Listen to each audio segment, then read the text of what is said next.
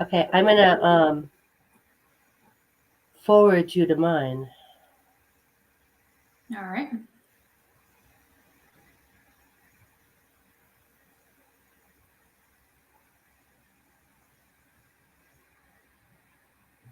Okay, we are good on Facebook and YouTube. Are you on Facebook? Oh, yes. Yep, it's up. It's going.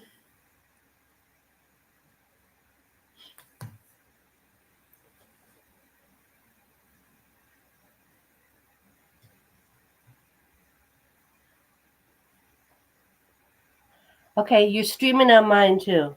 Excellent. Great. Well, we will get started then. So good morning, everybody, or good afternoon or evening, whenever you're watching this. Thank you for joining us. I am Jamie Chavez, President and CEO of the Westminster Chamber of Commerce, and every week we bring to you a series of live broadcasts. Mondays are your backstage pass to City Hall with interviews with our City Council members and other key city leaders. Wednesdays, we talk with our newest members of the Chamber, providing an introduction to what they do and what they have to offer. And then on the last Friday of the month, I have the pleasure of talking with JeffCo Commissioner Tracy Kraft-Tharp, giving her a chance to inform you on broader county issues. If you are new to the broadcast, thank you so much for being here. We appreciate it. I encourage you to like our Facebook page so that you get notifications in the future for when we go live. And if you're on YouTube, you can hit subscribe, and then all of our broadcasts are there. You can watch all the previous broadcasts if you would like to. As you watch the broadcast this morning, we encourage you to engage with us. We were just chatting about how people should ask more questions, and we will be happy to address those during the interview. Say hi, drop any comments that you have, and we'll get to all of them. And now a warm welcome to Jefferson County Commissioner Tracy Kraft-Tharp. Happy Friday. Happy Friday. How are you? I'm well. How are you doing? I'm not well. Yeah. This is what COVID looks like. So my suggestion to those people that come on, put your mask on, stay 6 feet away. Take a step. I'll go get it. Yeah, and you will be just fine. But this is a week into COVID, positive COVID. Yeah, so many people have COVID right now. I don't know if people are traveling a lot and picking it up on planes. Were you on a plane or what? I was at Chicago at the convention, and it's one of the things I have on my list to talk about. But a lot of people from the convention, it was a room filled with 50,000 people sitting like this, close together. Yeah. No sleep, no eating.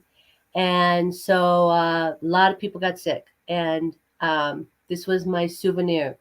Yeah, well, it's a great souvenir. Yes, but as long as everybody all around me is wearing a mask and you all are stepping back, step back. So are the Bryans on yet?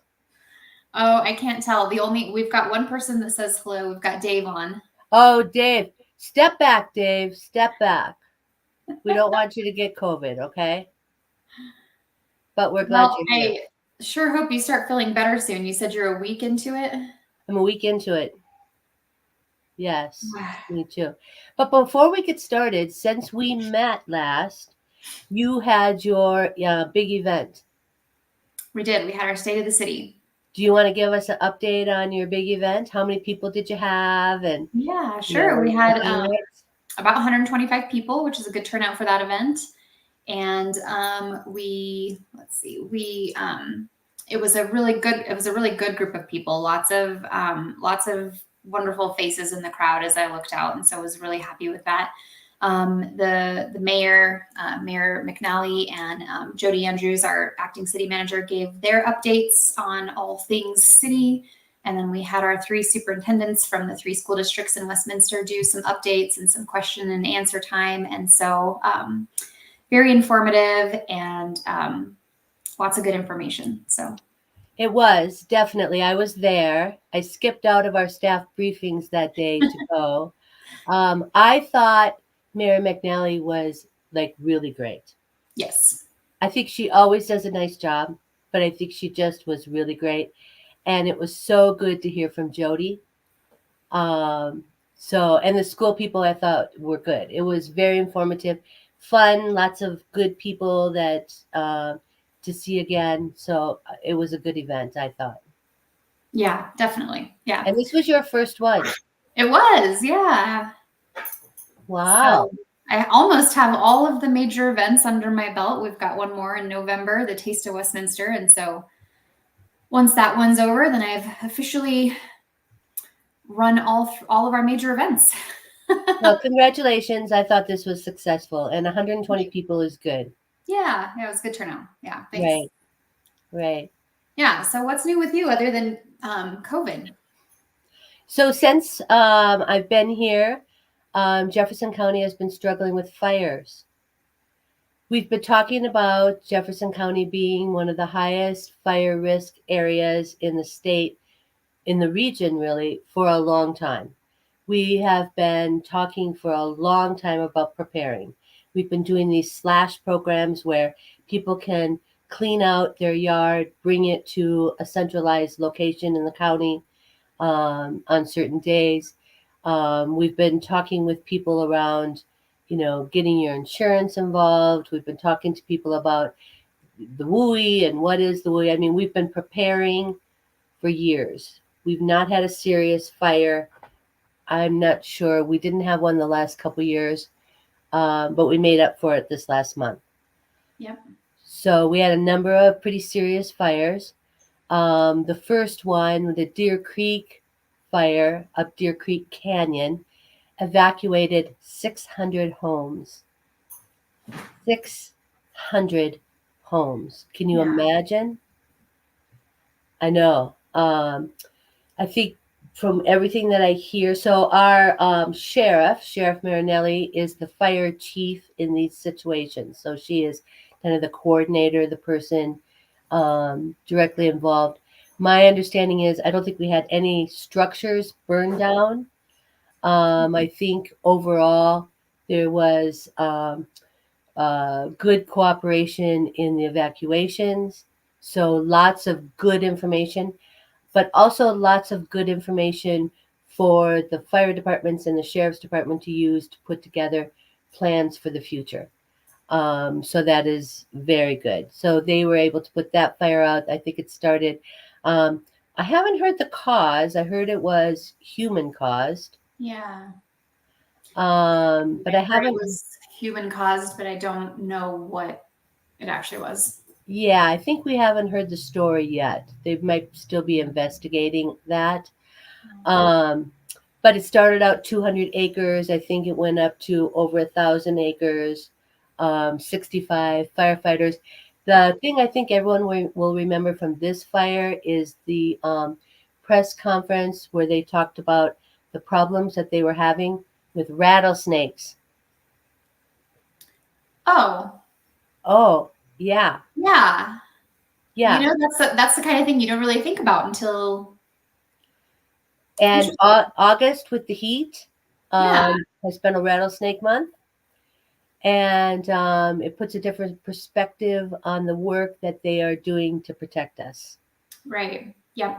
I mean, we've known that those firefighters have to go out in the heat. We know that they have to go out 24 hours and they're exhausted. We know that they have to climb, rough terrain. All that with the rattlesnakes? Yeah. So the problem with that fire really was minimal resources that were available because of the fire in Boulder County and also the fire in Larimer County at the same time. Right. Um, we were able to gather some resources. Douglas County sent some helicopters that they have up. And then we were able to get these cool new helicopters that I have not seen being used before. And I want to get more information about it. But it's the ones that go into the lake, pull the water up, and then go and dump the water onto the fire. Yeah, I saw some videos of this happening. Yeah, and I think we had like 3 of them on this fire. Okay.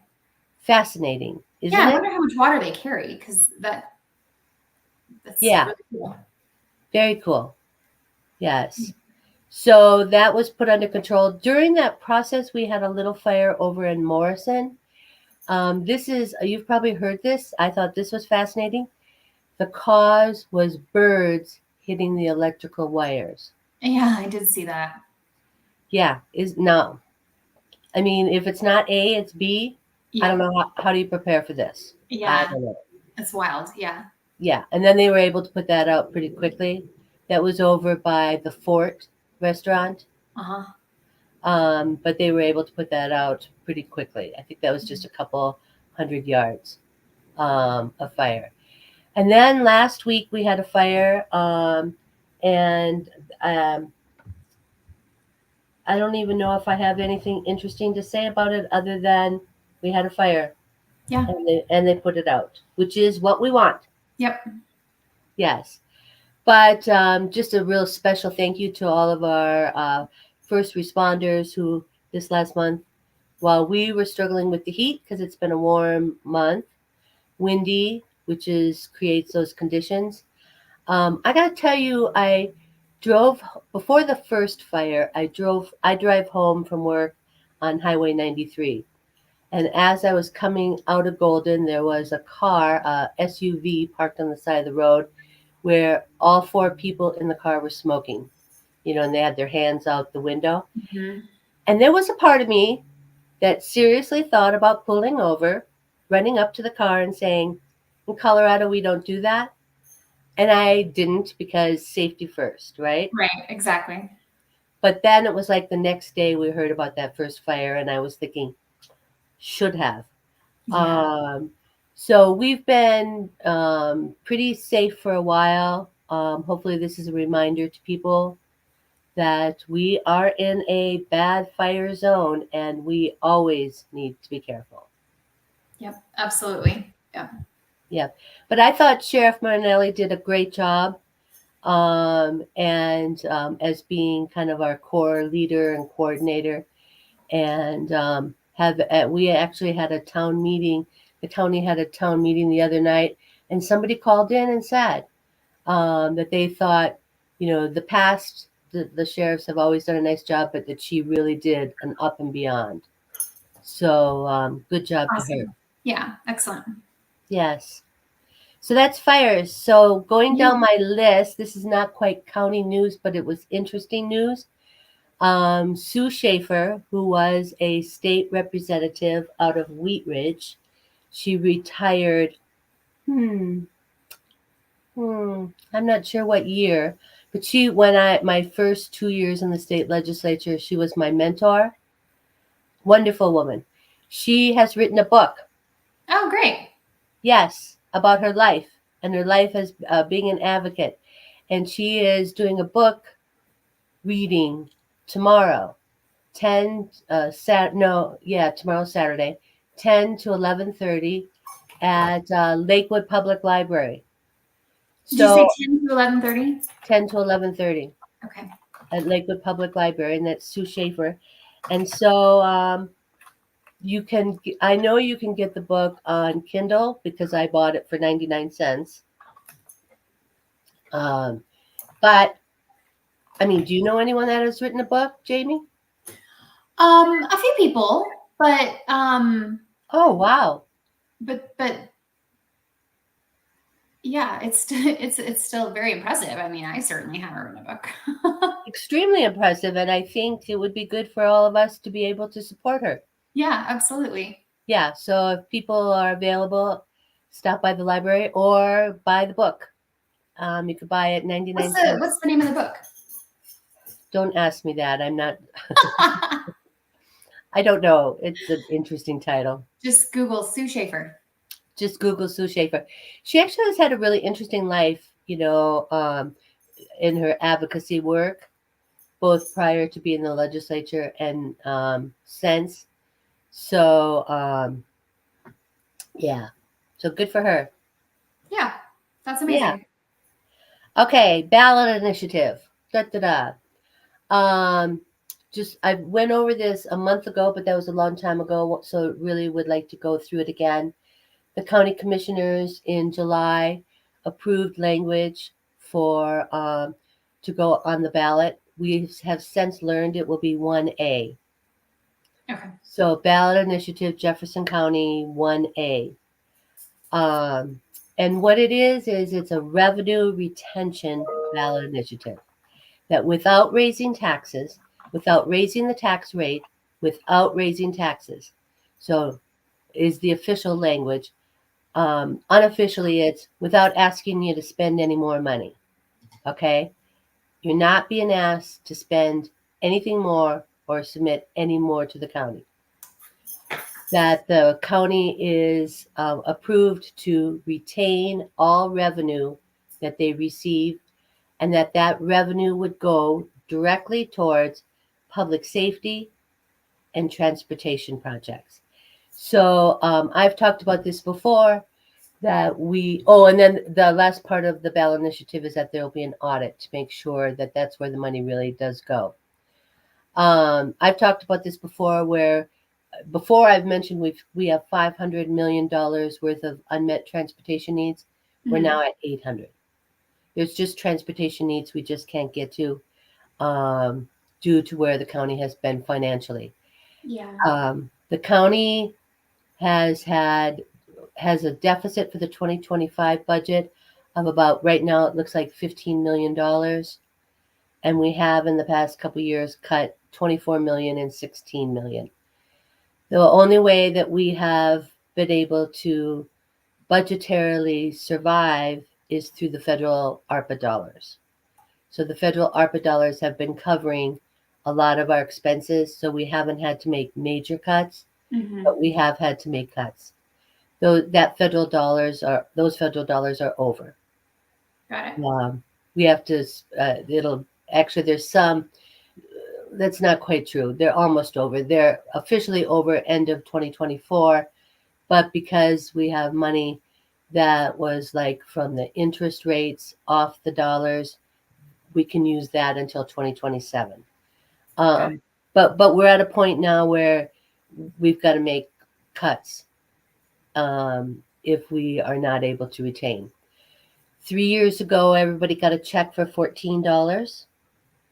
2 years ago, everybody got a check for $24 average. Last year, everybody got a check for $100 average. Yep. That's the money we're talking about. We're not talking about the $750 check from the state, but we're talking about the check from the county.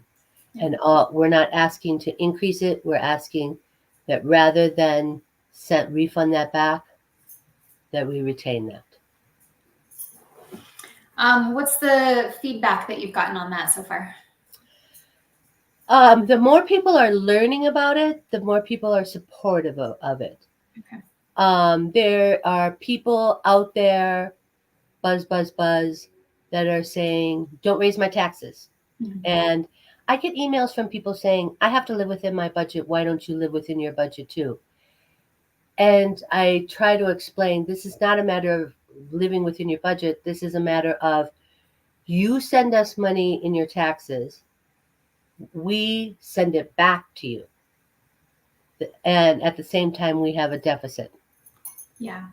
Doesn't make sense. So not asking for anything more, asking to be able to spend what we currently receive. The other question that I think somebody probably wants to ask is, property taxes have been increased 37%. Why is that not enough? Well, last year, the county received $42 million more money because of the increase in property taxes. Remember, your property taxes went up because the value of your house went up, not because your tax rate went up, but because of the value of your house went up. So the county did receive $42 million additional money because of that increase in property taxes. Right. Lovely, right? But that threw us over the tabor cap. Therefore, we had to return $39.4 million, which is why everyone got a $100 check.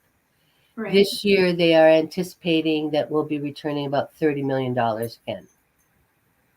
So it'll be about a $100 check again. Yeah. Okay. Yeah. So we'll continue to talk about that. I encourage people to ask questions because it's important people know, what is this all about? The state legislature just met last week.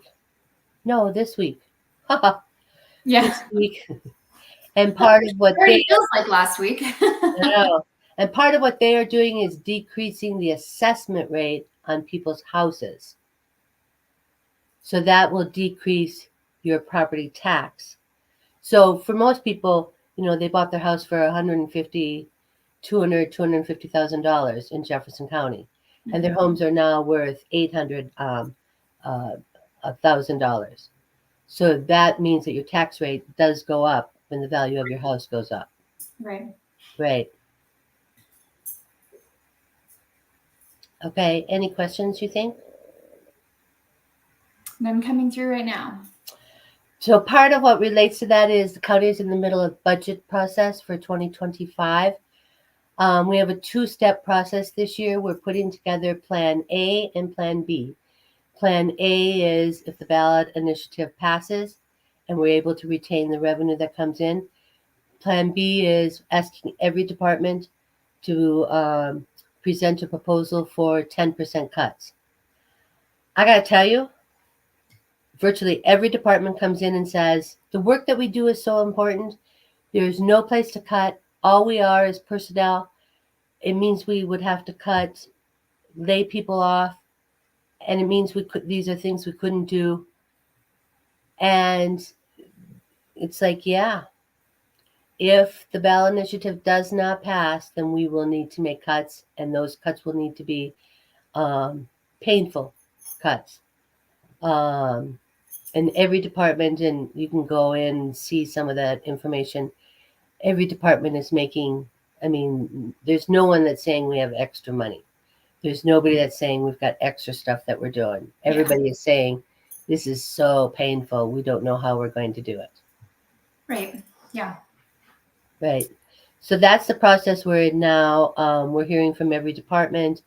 Our last day of hearings is on this next Tuesday. And then in September, we'll get a draft budget, which we'll fiddle with, send back, approve.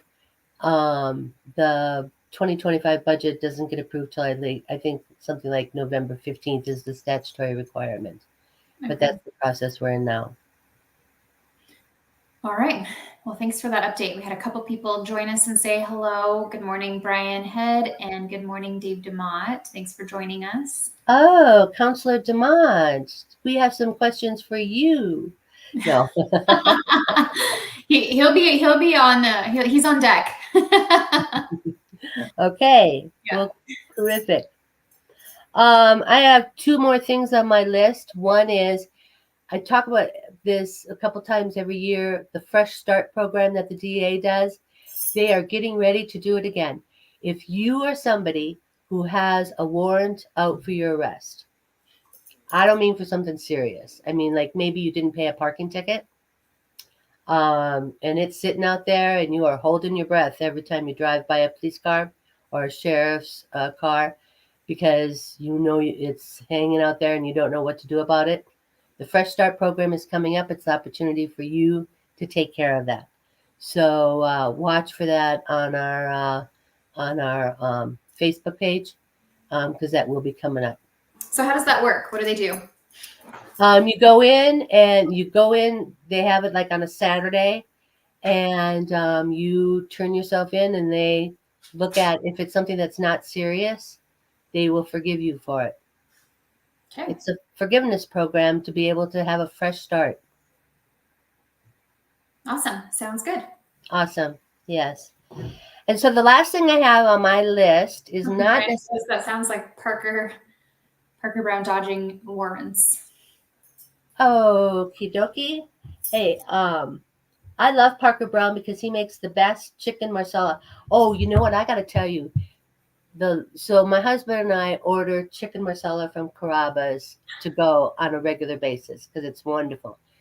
Parker just joined, so that's good. I wonder. We'll put I know Parker loves it when I talk about this. Yes. So this last time we succumbed and we ordered this dessert, and it was a chocolate with whipped cream in it. I'm not a dessert person. I would encourage everybody, call and order this chocolate cake with the whipped cream in it because it is to die for. To die. Oh, it looks like we're gonna have a cook-off. This sounds like our next chamber event. There we go. There we go. Good idea. Yes. Love it. Yes. So in the last 4 minutes that we have left, I want to talk about the convention. Okay. And it's not about, it was a Democratic convention or Republican convention, but I had the opportunity to go to the convention in Chicago this year and really want to encourage, if you ever have that opportunity to go, whether it's as a delegate or as a guest. I was able to get elected as a delegate to be able to go. So amazing. There were 50,000 people in this stadium. The energy was absolutely unique and contagious and amazing. And it was 50,000 people coming together to come together. Amazing. The speakers were astounding. It was so impressive to me that we have this level of talent. And it's not about Democrat or Republican. It's about in our country, we have this level of talent and investment and commitment to all of us coming together and having a good life. I just really want to say, it was astounding. It was totally exhausting. I bet. All day long, all night long. John Legend came and sang. This is how busy this was. So the first night, it went till 12:30. They had James Taylor scheduled and they canceled him. Oh my gosh. Oh Canceled James Taylor? But that's how jam-packed this thing is. Pink was there. The Chicks were there. It was amazing. Now, next to us, the Colorado delegation was the New York delegation. And I'll tell you, I was watching for Jack Schlossberg. Do you know who Jack Schlossberg is? Mm-hmm. The JFK grandson. Mm-hmm. I was watching for him the whole time. Never saw him. Biggest disappointment that I had. Because I am like a fan, of his TikTok videos. Yeah. Yeah, that was probably the biggest disappointment. Saw that Mark Hamill from Star Trek was walking by, and we were all like, yes. It was, if you ever have the opportunity, and like I said, it's not about which party you belong to, and I encourage people to participate in a party, participate in the process. So I'm not selling one party or the other. I'm saying participate because it's an experience of a lifetime. Yeah, well, I was watching all your posts and your pictures, so I was following along with you. Well, good. And it was hard to make pictures unique because everything was, and we were so far away. But so many people, yeah. Yeah, trying to share with everybody. And then, of course, came home with a great souvenir. Yeah. Yeah. Yes. So do we have any questions in our last minute from our guys? Nope, nothing's come through. They're just picking on Parker is the only thing. So. Oh, poor Parker. Don't pick on him too much because I think we're doing the chicken marsala tonight. Awesome. Well, it's always a pleasure chatting with you. I enjoy our last Fridays of the month together. Well, good. And I do too. I really do appreciate you allowing me to do this. And I've really appreciated all the work of the chamber. You guys have done some great work and, you're an important part of our community. And like I said earlier, really enjoyed the lunch a lot. Yeah. Thank you for being there. Yeah. Mm-hmm. All right. Well, we will talk again at the end of next month. And I'm sure we'll see each other before then. But thanks again. And thanks for everybody who joined us this morning. And happy Friday. Bye. Thanks.